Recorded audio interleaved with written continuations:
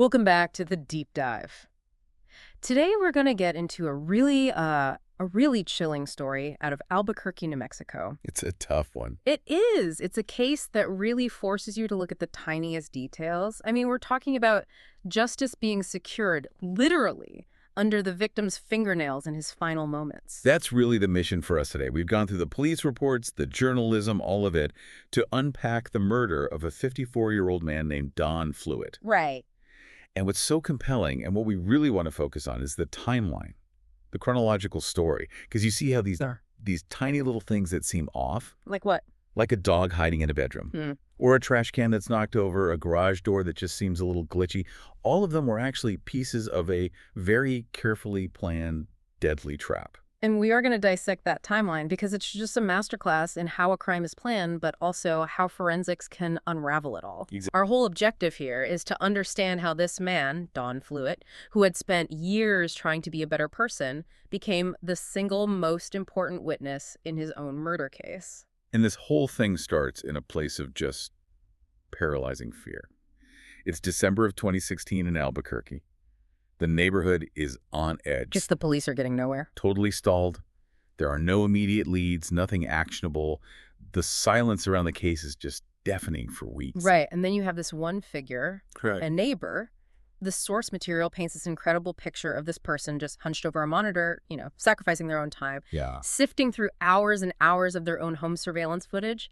It's just that mundane, everyday footage of cars going by, leaves blowing, until it's not. Until the pattern breaks. Exactly. A dark, hooded figure appears in the corner of the frame. And that person, as fleeting as that image was the first real crack in the entire case. And that moment is so pivotal because it shifts everything.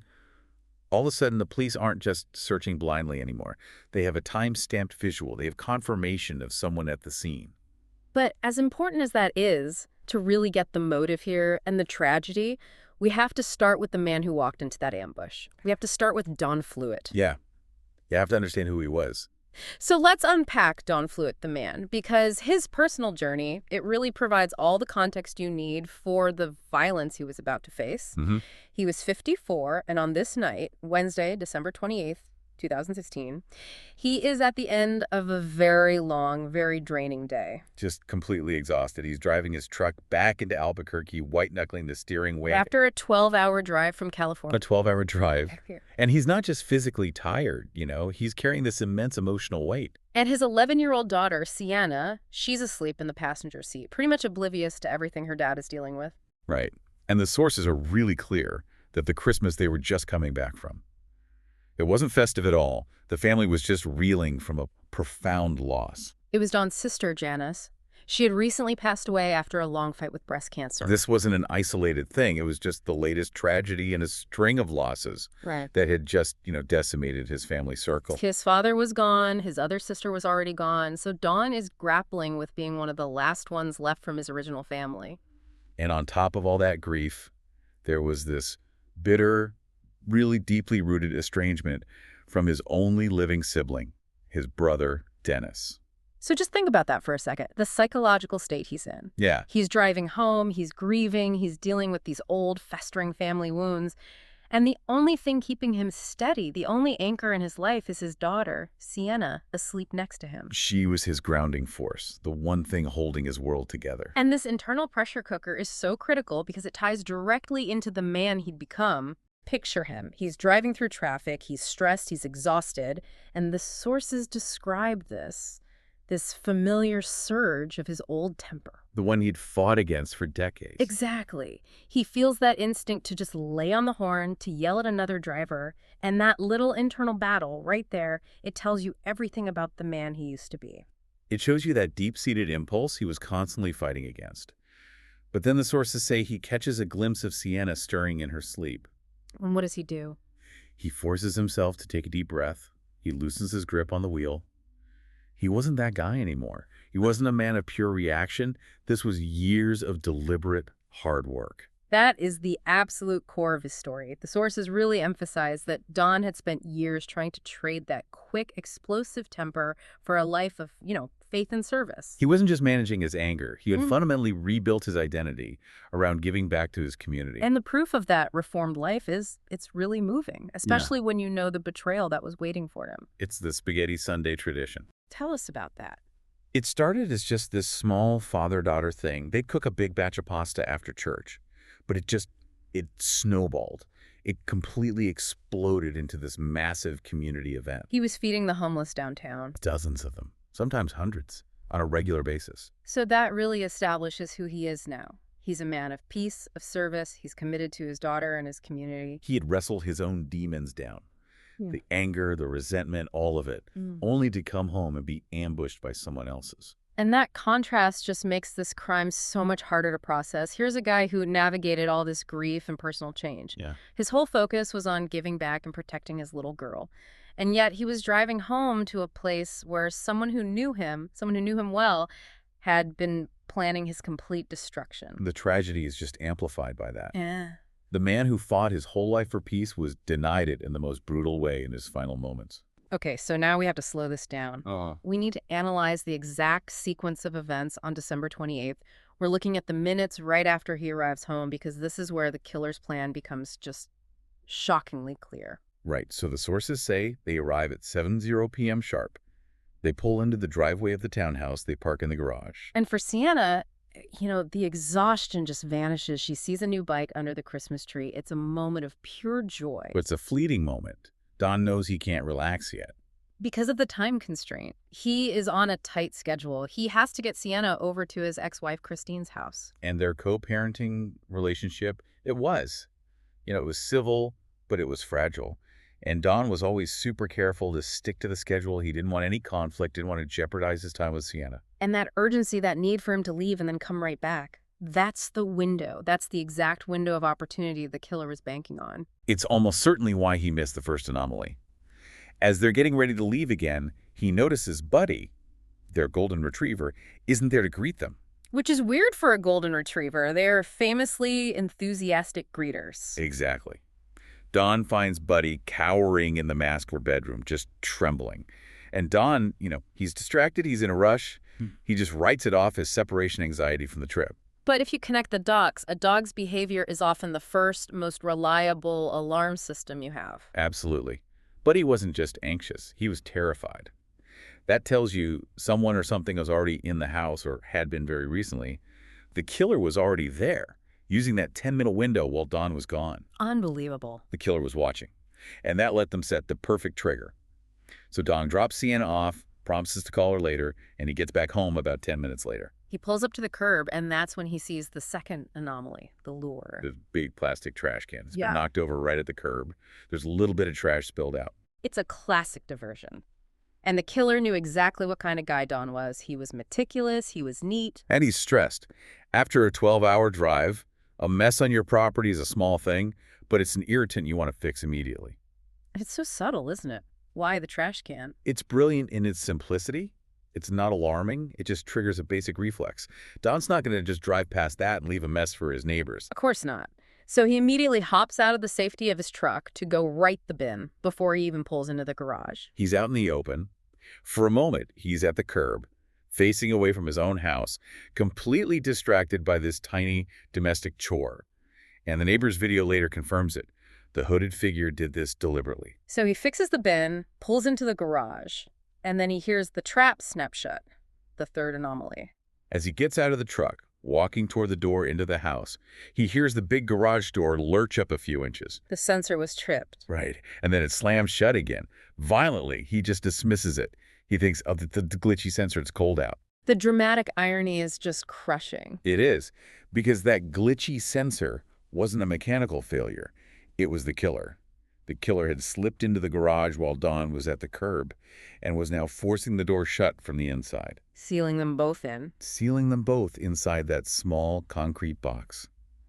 Don went from a stressful drive to an ambush in less than 15 minutes. Then he's still completely unaware. He goes through his final routine. He walks into the house. He sees that little hole in the bathroom ceiling, makes a mental note to call the landlord. Another small domestic irritation. Totally. And then he heads back out to the garage for his last cigarette of the night.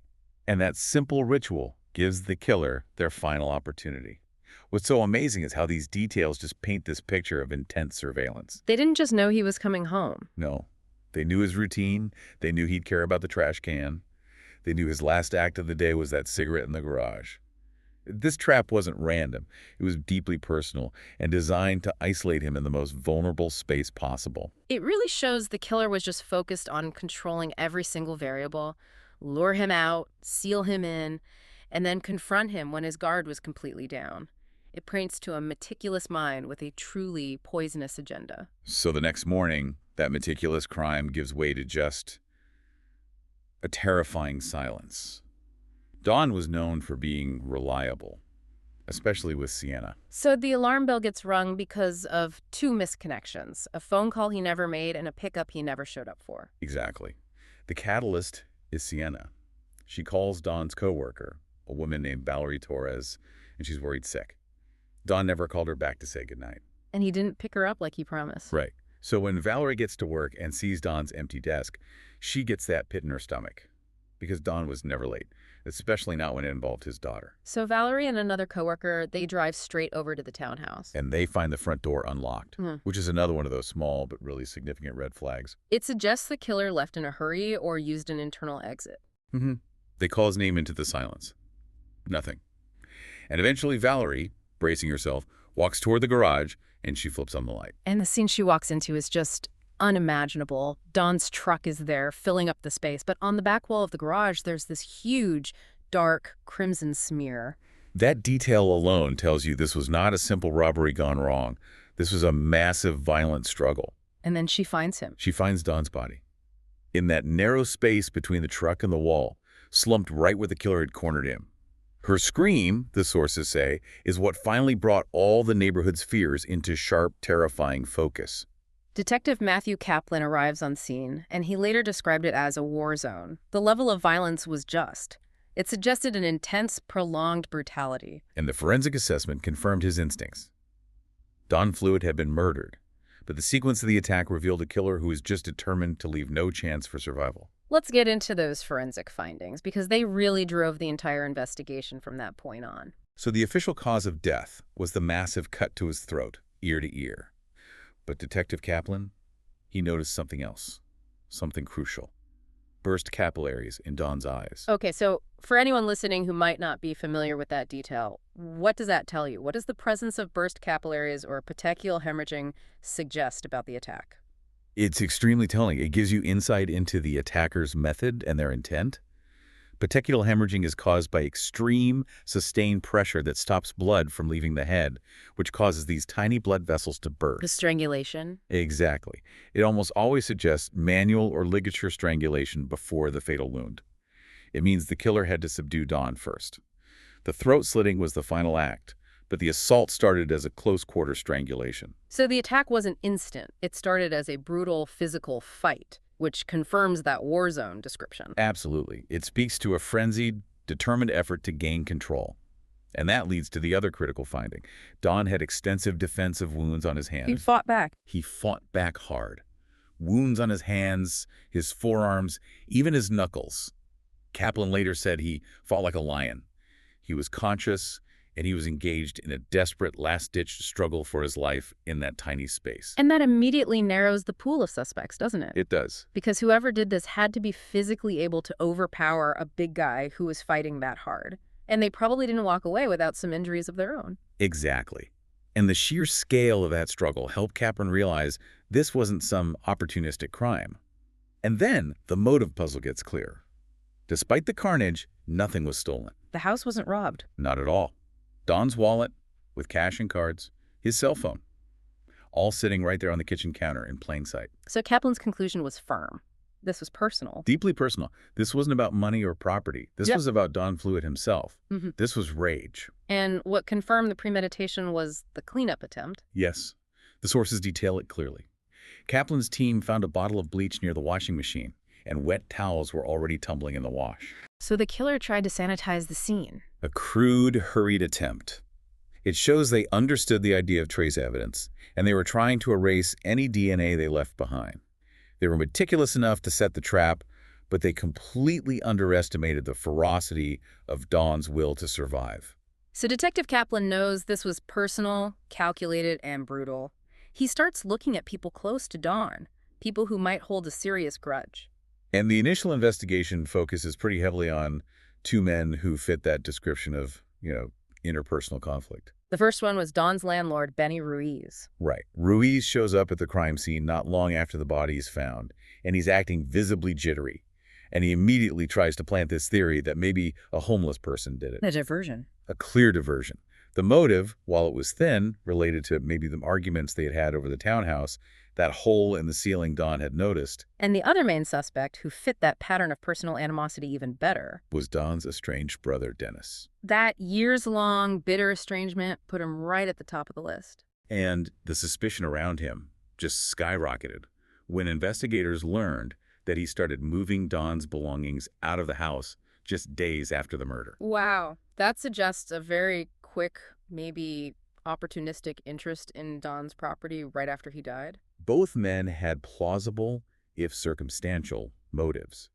So the police had to spend weeks investigating them, interviewing them, trying to connect them to that level of violence. But as the investigation dragged on, both leads just fizzled out. They did. Yeah. And it was because of the physical evidence at the scene. The forensic reality of the crime just didn't line up with these suspects. Correct. The sources really highlight that. Despite the motives, the property issues, the family bitterness, neither man really seemed to fit the physical profile. Don Fluitt was a big, strong guy. Right. To overpower him, especially when he was fighting for his life, it would take a certain level of physical strength and determination. So it must have been incredibly frustrating for the investigators. They know the crime is personal. They're looking at people who dislike Dawn. But the violence just doesn't match the suspects. It created a huge stall in the case. Kaplan was working under the assumption that the killer would have injuries. Scratches, bruises. Severe bruising, cuts, claw marks, things that are hard to hide. And neither the landlord nor the brother fit that description. So for weeks, the investigation just stuck. They had the type of crime right. It was personal, but the physicality of it suggested the killer was someone else entirely. The trail went completely cold, and the police were just casting a wider and wider net, looking at coworkers, spaghetti Sunday volunteers, anyone, all while waiting for the one thing that could break the case. The DNA. The DNA evidence from the scene. They were relying completely on science to get them past these dead ends. Which brings us right back to that slow, painstaking work that eventually did break the case. Back to that determined neighbor and her surveillance camera. That footage proved to be absolutely indispensable. Not just because it confirmed a killer was there, but because it showed how the trap was set. It confirmed the precision of the plan. The camera showed the killer's exact movements and, most importantly, the exact timing. It confirmed, without a doubt, that the trash can was a deliberate lure. The camera captures the hooded figure tipping over Dawn's trash can at exactly 7:41 p.m. Okay, let's lock that time down. Dawn gets home at 7. He leaves to drop Sienna off. He's back about 10 minutes later. So 7:41 p.m. means the killer was waiting, watching, and timed that lure for the exact moment Dawn was pulling up to the curb. It speaks to this deep, disturbing knowledge of Dawn's schedule. And the reconstruction of the attack based on that video is chilling, because it removes all the guesswork. You see the figure slip into the open garage while Dawn is busy with the trash can. Setting the stage for the ambush. And then you get the piece of technical evidence that proves the glitchy sensor was a lie. The light flash. Yes. The camera sees the garage light sensor trip. It indicates movement inside. And that's immediately followed by the door being visibly forced shut from the inside. So the killer actively trapped him. Consciously sealed the door. Any theory of a mechanical failure is just gone. Yeah. Dawn walked right into a cage. But even with that damning footage, they still just had a hooded figure for 12 agonizing weeks. Months. The killer's name was a mystery. The case had reached its scientific tipping point. They needed that one last piece of hard, indisputable evidence. And 12 weeks after the murder, the DNA results finally came back from the state lab. And the source of this DNA, this is what makes the whole case so powerful. It's unbelievable. The DNA was found in one specific microscopic place under Dawn Fluitt's fingernails. Wow. In that terrifying, brutal struggle, the one where Detective Kaplan said he fought like a lion, Don had instinctively clawed at his attacker. He scraped out skin cells. He left a silent, indelible testimony of his fight. That one act of pure survival instinct, it provided the evidence that no amount of bleach could ever erase. And that's the moment of truth. The DNA did not match the landlord, Benny Ruiz. It did not match the estranged brother, Dennis. Oh. The DNA belonged to a man who was completely off the police's radar during those initial frustrating weeks. A shocking twist that pointed directly at someone who had intimate access to Don's life, but through his daughter. The dramatic reveal was Terry White, Sienna's stepfather. And that just immediately shifts the entire focus of the case. It's not about property anymore. It's not about old family feuds. This is about a toxic, intimate rivalry that had been simmering for years. The sources are really clear on this. Terry White had spent years harboring this intense, poisonous hatred for Don. This wasn't a sudden rage. This was a long-term fixation. When you see a planned ambush like this, with lures and a cleanup, you know the motive is deep-seated. It sounds like jealousy that went way beyond typical co-parenting issues. Why was it so deadly? What was the core issue that drove Terry White to murder? The sources point right to it. Terry White hated that Don has successfully reformed his image. Remember we talked about Don trading his temper for life of faith and service? Spaghetti Sunday. Exactly. That success, Don's positive image in the community, the respect he was getting, and his undeniable love for his daughter, all of it just inflamed Terry White's envy. So it's less about wanting Don gone and more about wanting him erased. Erased from Sienna's life. Erased from the community's memory. That is precisely the psychological engine here. Terry saw Don's success as a constant, living challenge to his own self-worth and his control over his family. The ultimate destructive goal was to eliminate Don completely so he and Christine could have Sienna all to themselves. Free from Don's positive influence. And free from the constant comparison that was fueling Terry's rage. This was just pure, vicious envy. It was a desperate grab for absolute control over a child's life by destroying a better version of manhood. It was existential for him. And once the DNA came back, the legal consequences were swift. Terry White was arrested on April 3rd, 2017. And true to form, he immediately tried to deflect. He didn't confess. He tried to take his wife, Christine, down with him. He claimed she was a mastermind. Which just further eliminates his manipulative, controlling nature. Absolutely. Christine was arrested, but the charges against her were eventually dropped. There was no evidence. But the DNA was the hard proof that tied Terry White directly to that struggle in the garage. There was no escaping that microscopic truth. The weight of that tiny bit of skin scraped out by Don in his last moments of life, it was insurmountable. In 2018, Terry White was found guilty and sentenced to life plus 12 years. And that outcome, it delivers this final, deeply tragic yet profoundly satisfying layer of justice. Don Fluitt did not survive that night, but his final instinctual act of self-defense ensured his daughter would be safe from the man who tried to steal her from him. His desperate fight in that garage secured the conviction. The man who laid the trap was himself trapped by the evidence. This case is just a staggering example of forensic resilience. The central takeaway isn't just the tragedy, but the incredible power of a victim's physical defense. Don Fluitt was defeated in that struggle, but his final act ensured the man who wanted to erase him was held accountable. It connects directly to the broader idea of trace evidence and just how important it is in solving these crimes of intimate betrayal. In a personal attack like this, driven by rage and control, the contact is always violent and intense. And that physical transfer of the tiniest piece of evidence, skin cells, hair, it becomes the ultimate proof, especially when the killer has tried to clean up the scene. And I think it's critical to remember Detective Kaplan's early assessment. Documenting those defensive wounds ensured that even when the investigation stalled, the focus remained on the physicality of the struggle. That expectation gave the proper weight to the DNA when it finally came through. It's just astonishing. The killer thought he had controlled every single variable, the lure, the trap, the cleanup, but he couldn't control the sheer desperation of a man fighting for his life. That instinct was stronger than any plan. And that leads to a final thought for you to consider as you reflect on this deep dive. The entire case hinges on Don Fluitt fighting back and inadvertently leaving a trail of evidence his attacker couldn't erase. Consider this. How often does the sheer desperation of a victim's survival instinct become the ultimate undoing of their attacker, regardless of how thoroughly the crime scene is sanitized? That primal instinct, that fight for life, is sometimes the silent, microscopic force that inevitably tips the scales of justice.